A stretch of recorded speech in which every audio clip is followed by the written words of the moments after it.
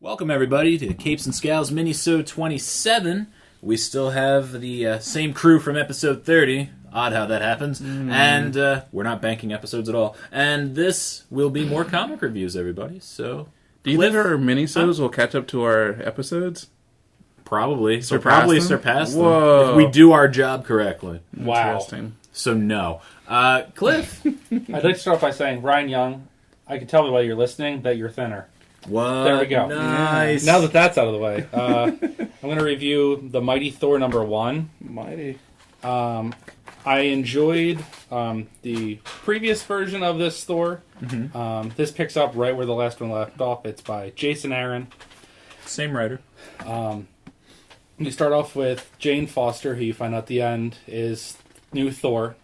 She's in the hospital getting chemo, and it's just a lot of self-dialogue talking about like how the cancer's killing her and being Thor doesn't help that. So she goes through all the treatments, and she's sitting there with Volstagg, is her guard in the hospital, and you can tell that she's really down. Like she's just the way they've drawn her. She's really skinny, pale, very frail. What you find out is that while she's getting the chemo to help, that's great and all, but whenever she turns into Thor, the Thor transformation removes the toxins from her body. It doesn't get rid of the cancer that she has, because that's something in her body. It gets rid of the chemo. So every time she transforms, it gets rid of all of the chemo that's supposed to be helping her. So it's got some negative impacts. Then you see a Roxxon weather satellite with a whole bunch of elves floating around, and they're all light elves, so their bodies are hurtling towards this spaceship. So you can only... What you find out later in the book is that it's Malekith and the Dark Elves have come after her. There's a cameo of Doctor Strange, Iron Man, Ms. Marvel, and Vision in the book as the satellite's falling. They're trying to figure out how to stop it, and Iron Man's just like, well, she'll catch it. And she catches it. The people that are still alive get out of the space shuttle fine. And she's going to try and figure out what's wrong. Volstagg's asleep back in the hospital. She comes back, chucks the hammer out, turns back into Jane Foster, and is like, my treatment's done. And then they get bifrosted back to Asgardia, where you find out Odin has locked up his wife in jail. Always marital problems, those two. Always marital problems. Oh, jeez. And a council of all of the different guards have convened. The Light Elves are saying that the Dark Elves are killing them. And the Dark Elves are saying, no, we'd never do that. So, and it's all just because of everyone being afraid of Odin and what he's going to do. He's kind of just turned into a tyrant. He's dictatoring over everyone. And, of course, Thor's not going to stand for that. So she goes to try and stop it, tells Heimdall she needs to go to Elfheim to help save the Light Elves, and that's when the Thor Guard shows up to stop her. And they're commanded by Odin's brother, I think it is. And they're pretty badass and kind of beat the crap out of her a little bit. And it kind of just continues along where it is. And at the end, you get to see Loki being a bad guy again. Want to do what he wants to do, which is kill Thor. Oh, Loki.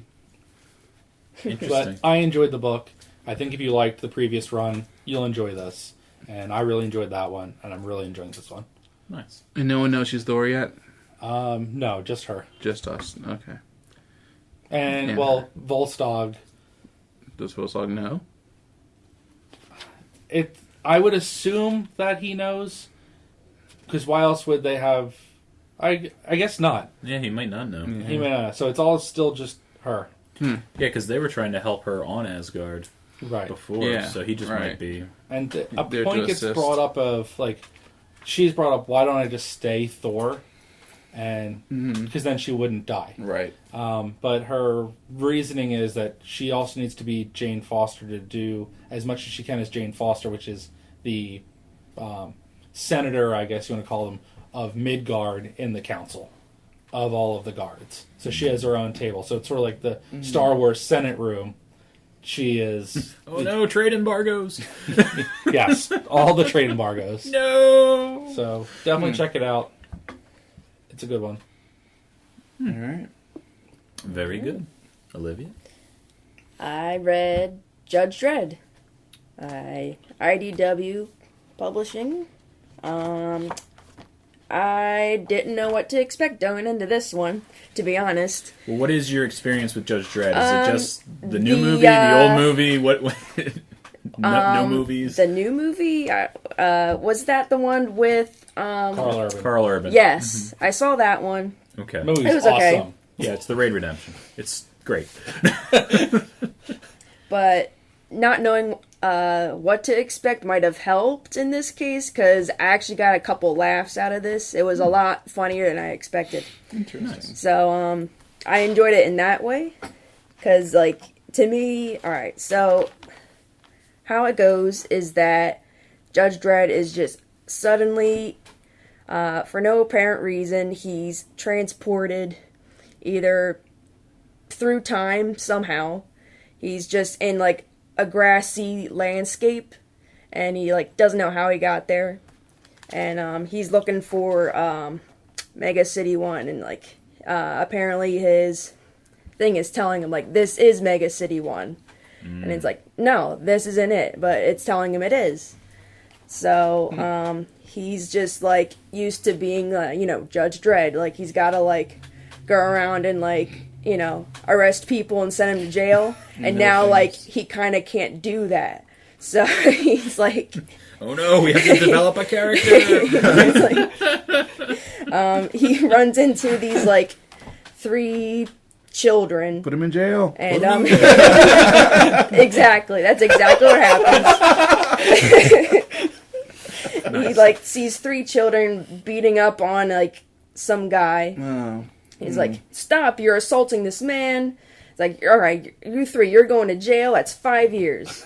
So, like, he's like, ends up, like, shooting the guy being assaulted in the face because he went for his gun. But anyway, that's what he does, apparently. So, Beat up on the guy, I'll arrest you. Get beat up, I'll shoot you. Teach you to get beat up. Stop tempting these 3 youths. With your face. Good old Judge Dredd. alright, he's like, alright, there must be a jail around here somewhere, like, I gotta take you to, so, he's trying to, like, take these 3 to, like, a place where, like, alright, there's gotta be a holding cell somewhere.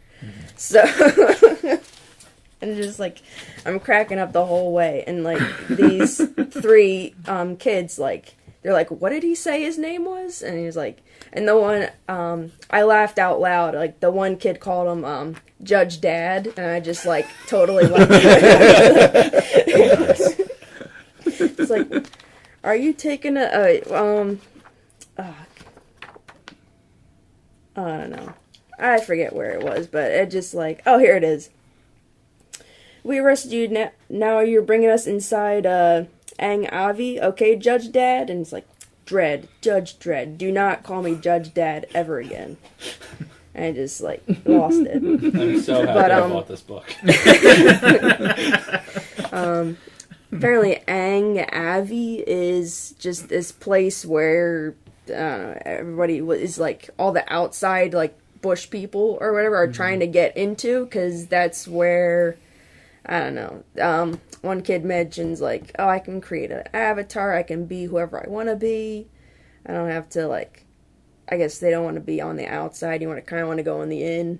I guess, it kind of reminds me of, like, a Hunger Games type of thing where, like, everybody wants to live in the capital and not any of the other places. I don't know. That's what it kind of reminded me of. But, at the end, it turns out, like, this is, like, where he was all along was actually Mega City 1. Once he, forced his way into this Ang Avi place. So, he somehow transported through time, or just somehow had no recollection of what happened. And now he's trying to do Judge Dredd things and he can't.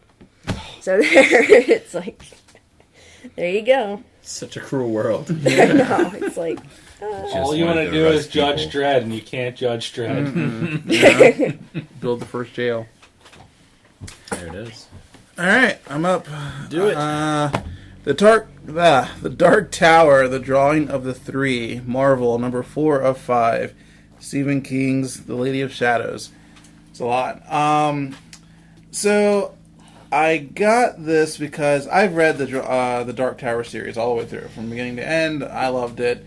I didn't like the very last one, and I don't like the way it ended. Ended up with him like the good guy in the book meeting Stephen King, and it's really like a gunslinger, like Western mythical killing thing. And so to meet Stephen King, that whole situation was dumb. But anyways, great book besides that ending. And this specifically is about Odetta/Detta, and the whole point of the drawing of the three is that there's three. He has to go back he has to go to New York City, which New York City is like the pinnacle for everything that's going on, right? And he has to go to a different timeline within New York City in each one. And this is like right after. This is like during some of the major, like you would think around Rosa Parks time frame is when this time frame is happening. And so there's a lot of civil rights movements going on, things are happening, but people are still getting beat up and thrown in jail. It's very racist and whatnot. And so this one girl, her name is Odetta, she has like these blackout moments where when she blacks out, she actually becomes another person called Detta.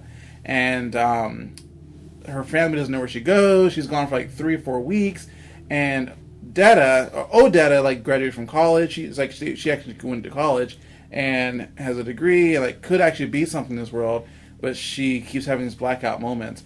And she's super nice, super kind, loves her family, has a boyfriend, all that stuff like that. And then all of a sudden she's gone for 3 weeks at a time.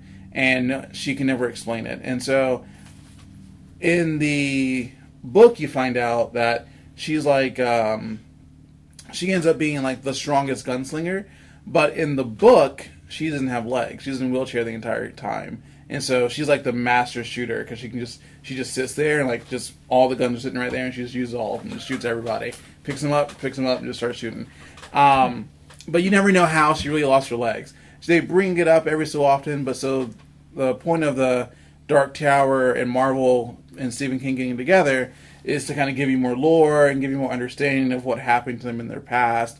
In the book, that the Dark Man pushes her and her in the front of a train to kill her, but because of something, the train misses her and runs over her legs and killed her, and takes off her legs. This gives you a chance to see the Odetta kind of beginnings and see the train run over her legs as well, and you see that whole process in this book. It's really interesting to see this individual character get her own book, because she's one of my favorite characters in the actual book. So it was kind of cool to see a little bit more about her background. The art is a little not my style of art, but it was still worth it because this is a good story.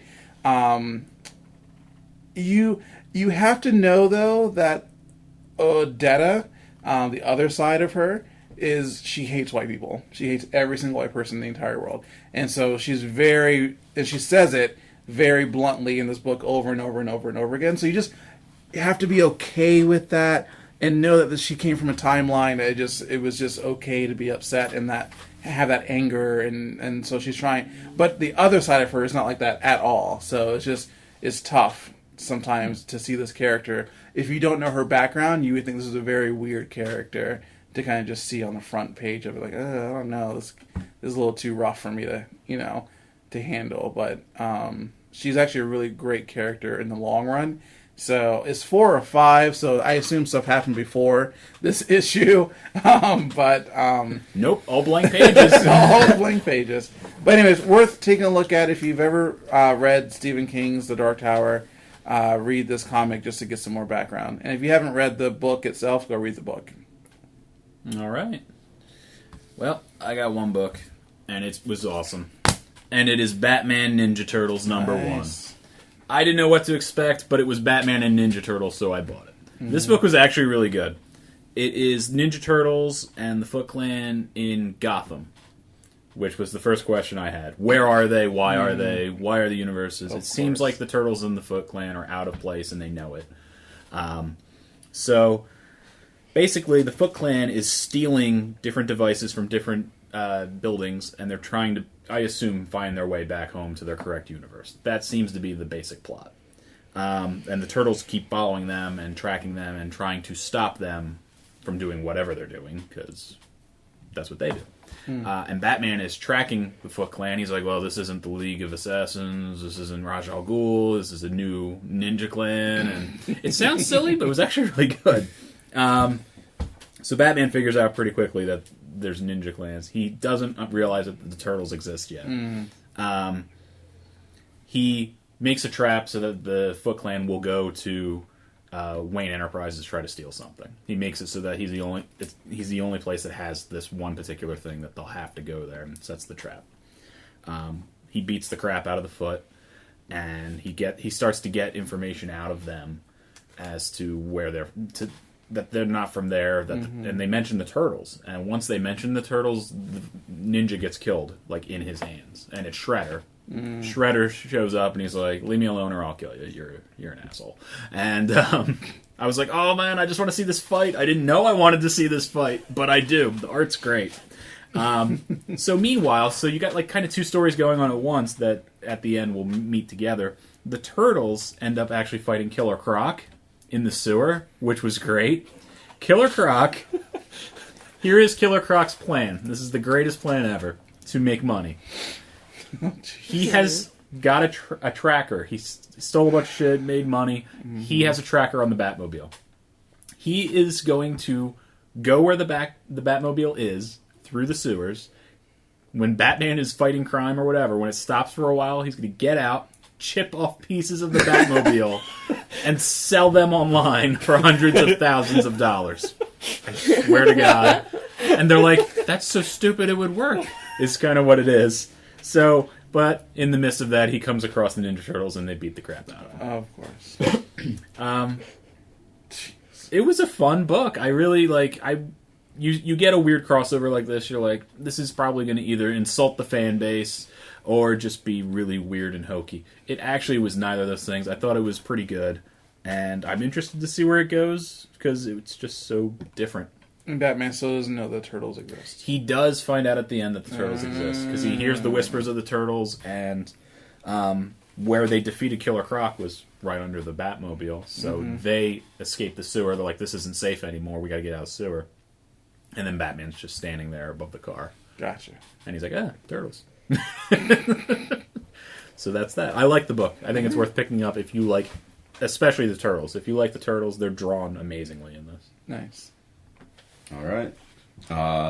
For my last book, not my last book, my next book. This is your last book. Ever? No. It's actually your first book. Whoa. Yeah, my first book is Limbo, and I just picked this book up because the art is like really wonky and like 80s looking, and it's a zombie hand holding a mixtape, so I was like, why not?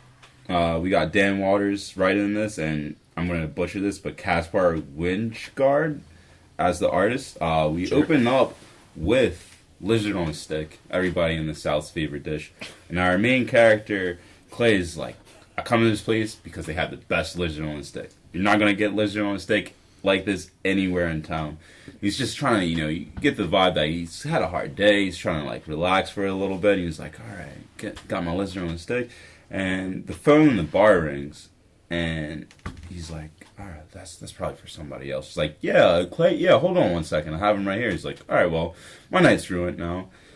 And he just gets this call of, like, kind of like a really, like, low signal. Like, don't, watch out, this person, watch out, protect yourself. And he's like, okay, like, what's going on? Something's not right. And he gets into a bar fight with a few of the local patrons were getting a little too rough with one of the waitresses, and we find out that our main character is actually PI, similar to like a Jessica Jones or so. But the interesting twist is that he has amnesia, so he doesn't remember why he got to the city, how he got to the city, and kind of like what his whole MO is, but he's piecing things together for other people pretty easy, so he's hoping that in search of helping other people that he can kind of help himself. And he gets back home, and you get introduced to another character that actually saved him and that he's been living with, and she's like, you have a new client. So he goes up to his office, and he finds a beautiful woman there, and she works at a club. She's actually a singer, a stage person for one of the local nightclubs, and she witnesses something that I don't want to get into too much, but something supernatural from her boss, who's a drug kingpin. It's actually like a guy that's very kingpin-esque, and he's wearing like a luchador mask, so you never get to see his face. And she's like, yeah, I walked in on him. I don't think he saw me, but I'd like to have protection just in case. And if you could find out what I saw, like, that would be great. I'll pay you whatever you need. So he goes to the club and he watches her perform. He starts falling in love with this character, and he notices this kingpin figure slip out of the back door and goes down to... This takes place in, like, a New Orleans type of area.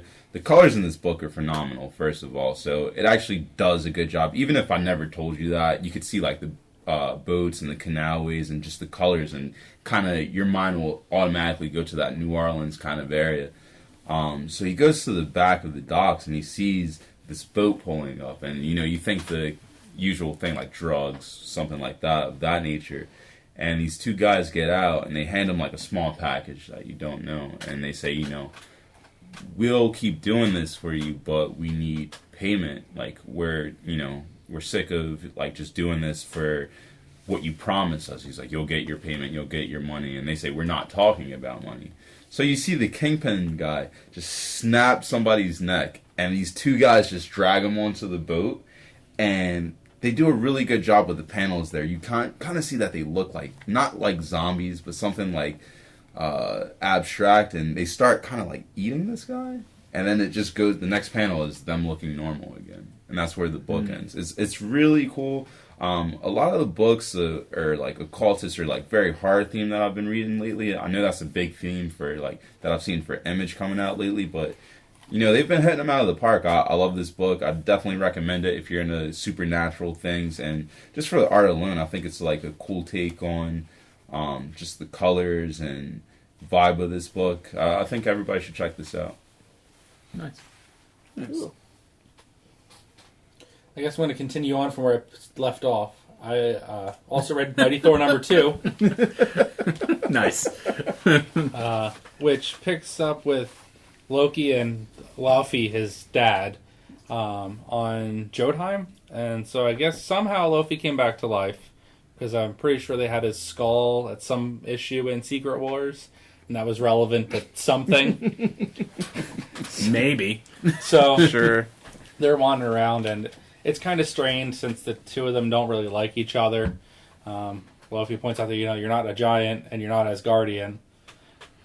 So like the way you do things isn't how the giants do things. Like we settle our things with fighting. Like if you're gonna kill somebody, you kill them. You don't trick them into something. So he's taking them to some spot to try and prove himself to joining like the League of Bad Guys. It's an awesome name for your league. League So- of Bad Guys. He needs to go down into this canyon, and he goes down there, and you're supposed to walk through the canyon, and if you make it through, then he'll have proven himself. So what Laufey's done is picked like his 5 best warriors, drop them down there, and their goal is to kill Loki. Mm-hmm. And then it goes back to, you jump back to Thor fighting the Thunder Guard, and she's kind of getting the crap kicked out of her, because this is a really highly trained guards. Mm-hmm. So they get the upper hand. They are just about to strike the blow to kill her, or Odin's brother is, and Heimdall sticks his sword out and just sort of stops him, like, you're not killing her. Like, that's not okay. So he does what she had asked and sends her to Alfheim, and then he just sets his sword down like, you can arrest me now. I was going to end up in jail at some point anyway. So there you go. And very like what seemed to be Heimdall way, like with the movies. There's a lot of stuff going on. Okay, I'm really awesome. I know I did something wrong. Yeah. So she ends up on Alfheim, and it's just dark elves everywhere and Roxxon tanks. And what you learn is Roxxon's mining Alfheim for all of its resources. They're always mining stuff, I swear. So she That's their comes thing. over and kind of starts beating the crap out of all the Dark Elves. Malekith finds out, and then you find out that Enchantress and Malekith are together. And Like hanging out? no, like a couple, like power couple.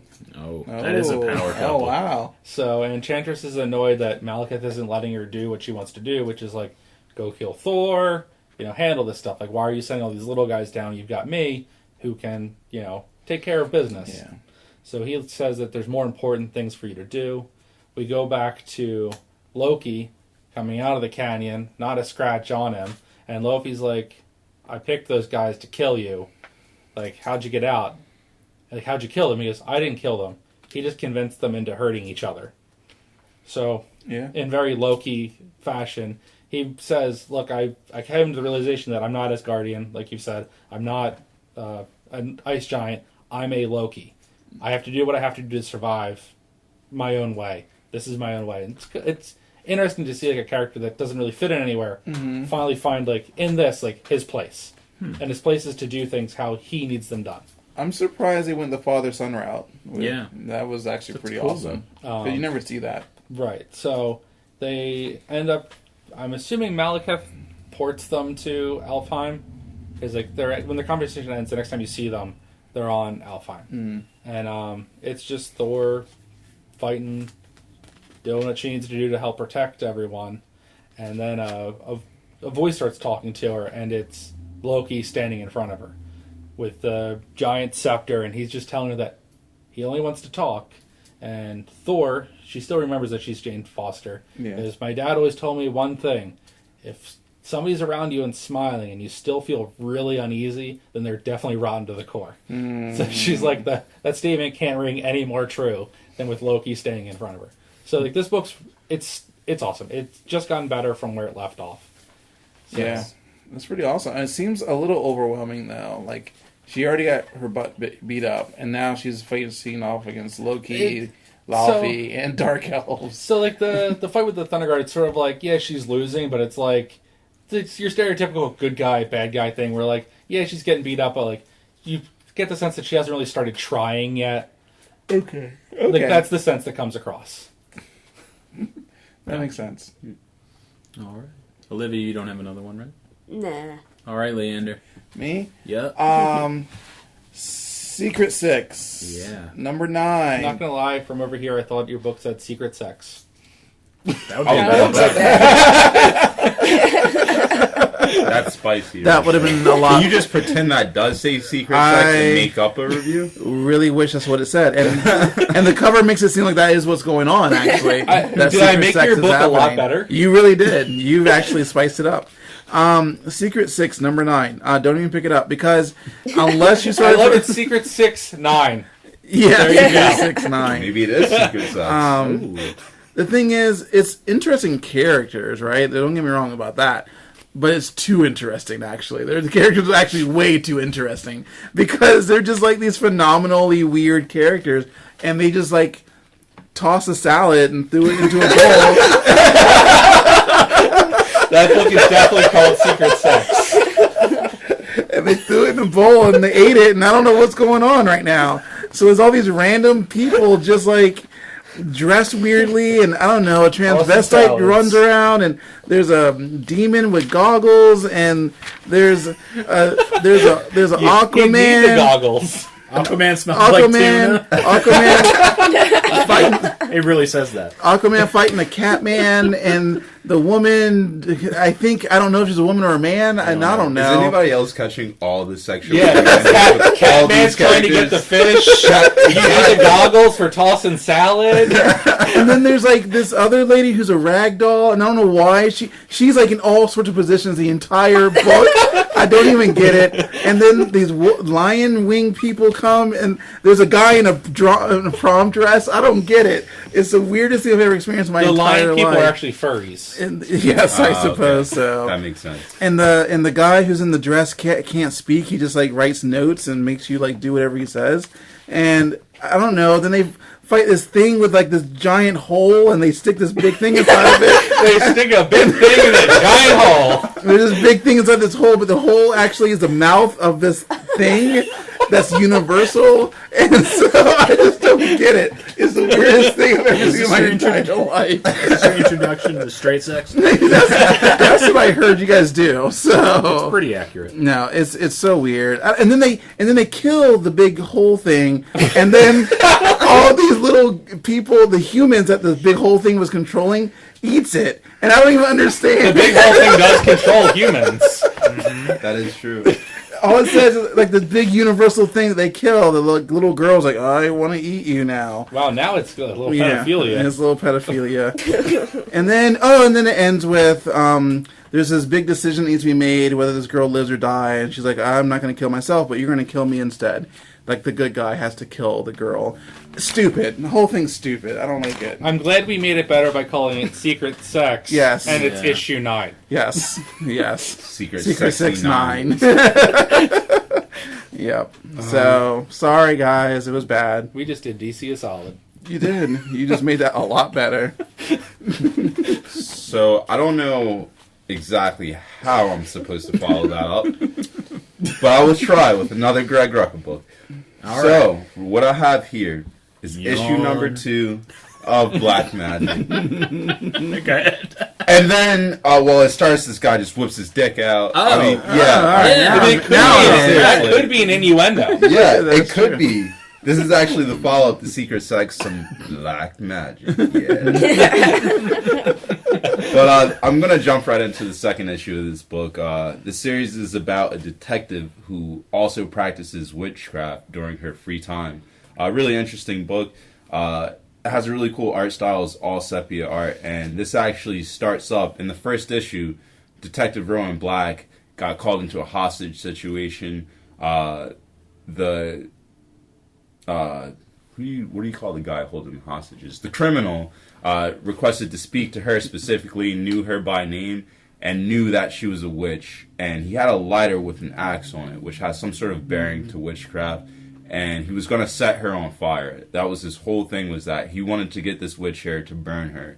And on the last page of the book, she whispered a spell that made the fire only set him ablaze. So this issue is kind of dealing with the aftermath of the protocol of, like, you know, you were involved in this hostage situation, the criminal died, what is your account of it? So Rowan gives her account.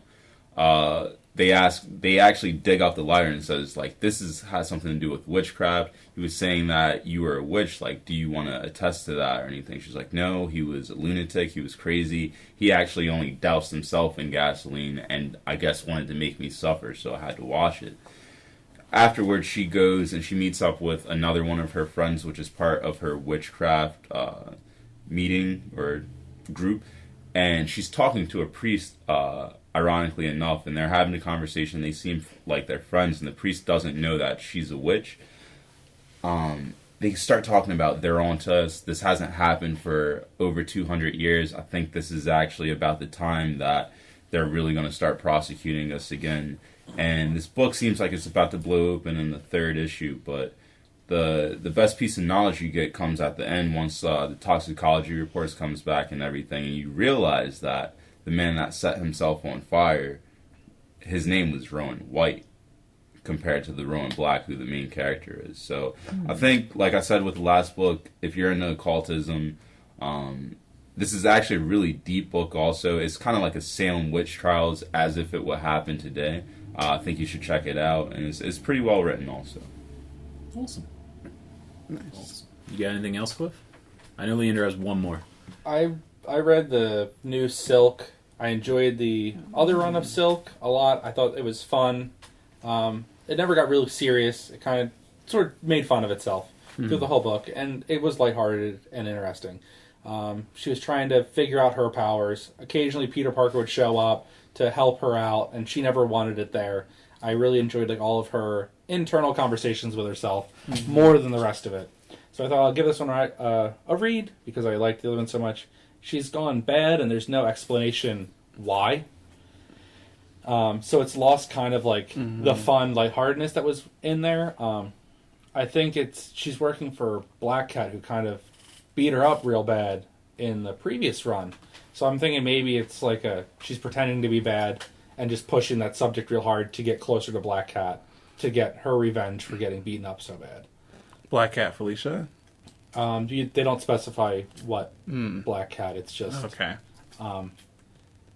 It's not as interesting as it was before, so I'm probably going to be calling it quits on this one. Which is a shame because it was a lot of fun. I felt before. I don't know how everyone else felt about it or if they read it, but it's kind of lost like the fun in it. Marvel's lost all the fun. It's okay. Read Thor's The Mighty Thor. There you go. Book's awesome.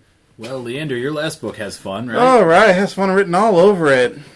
Wonder how many people bought this and didn't realize. Deadpool 3.1 presentando a massacre el Deadpool Mexicano. And so this book is completely in Spanish, which is fine with me because I can read Spanish, even though Tim thought I couldn't. I mean, you were reading that page a very long time. No, there was a lot of phone calls and there's a lot of words. Come on. So the general sense is that this is not...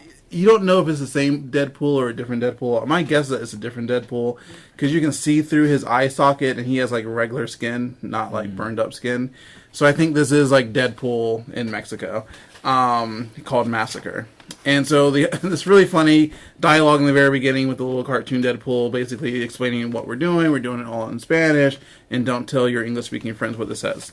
And so the idea is that there's this gang trying to beat up people in the very beginning, and the Deadpool called Massacre is actually trying to find the gang leader ultimately because something must have happened somewhere, right? And so it's all... Massacre is just as bloody, if not bloodier, than the regular Deadpool. Equally as bloody, equally as crazy and sadistic, and talks to himself in third person and all that good stuff. And it's really interesting. Actually, the very first part of it is that Deadpool is meeting up with basically Commissioner Gordon. That's the whole point of this first interaction. That he knows. And the guy's name is Gordon, so it's not like they didn't even try. They did not even try to change it. His guy's name is Inspector Gordon, and he even has some sort of symbol light thing that's underneath a blanket that no one knows what it is. And so Deadpool shows up, and he's always talking about like justice this and justice that. I gotta do this for justice and justice, or justicia. And so it's a really interesting concept. I don't actually know what's being said at this one particular part where he ends up slamming Commissioner Gordon into the bat signal, even though you're not allowed to say either of those words I just said, because that's not really what's going on. It's some guy named Gordon and getting slammed into something that looks like a bat signal. It's the fruit bat signal. It's the fruit bat signal. Which part? Like, I don't know why he's doing this. I didn't quite understand the lead up to why that happened. Why Deadpool threw Commissioner Gordon into the light. Inspector Gordon into... I know that you won't kill me. You know me very well, but you hurt me. Okay, so... or not Lastimari. I know Kay Lastimari is like, what is she? Kay Lastimari. She's the Scowls, breaking all the rules. Translating your book for you. And he could just be crazy. He could just... He could just be 100 crazy because they're still friends at the end. So he could just be crazy. So anyways, Commissioner Gordon tells him that if you want to go find the head lead guy, this is where you go find him. So Commissioner Gordon gives him the lead that he needs to go out and look for something. So he heads out on his little motorcycle that's always like barely working and polluting the earth. And sounds like my car. Really funny dialogue where like it's just normal Deadpool stuff. You have to, even if you don't know the language, it's still going to make you laugh just because of what's going on. You can literally look at it and kind of still laugh about what's happening. So anyways, he goes to the big mansion of where the lead person is, right? And the lead person's like this luchador, more or less, with the mask, and he's trying to give everyone eternal life. But obviously it's a lie. He can't actually do that. And so Massacre jumps in through the window, starts blowing everyone up, killing people. And it's a classic Deadpool fight from that point on. Killing all the mercenaries, cutting everything off, thank you for the hand as he cuts the hand off. You know the things that Deadpool does. He yells corn dogs for some reason. In English. Yes, in English. And also it's funny that the mariachi band is singing an English song, and so they put English. This is the only time you see English words because the mariachi is actually singing an English version of a song, and he kills all the mariachis because he doesn't like the English version of the song they're singing. Which is classic. And then there's a jaguar that tries to kill him, but then they become best friends. And then Naturally. and then there's some people getting cut up. And then at the end, you find out that he ends up killing the luchador. Well, I don't know. You can read it for yourself, but it seems like he kills the luchador. Ultimately, at the end, Deadpool gives Commissioner Gordon whatever he needs to give him. And then they find out that the real bad guy is in America. So he's headed to America with his jaguar. It's probably because he was wearing Sex Panther. Probably because he's wearing Sex Panther. So now Massacre is heading to the U.S. That's the end of this issue. It's really fun. It's a really fun issue. I totally think it's worth you picking up and looking through if you can't read Spanish, or taking the time and then maybe asking a friend, or maybe getting someone who you've never known before who knows Spanish and say, hey, can you just tell me what's being said in here, because you want to learn about something different in your life. All right, there you go. The more you know. The more you know. Brought to you by Leander. Awesome. Well, that's it. That was a long minisode. Longest minisode we've done ever. No, but close.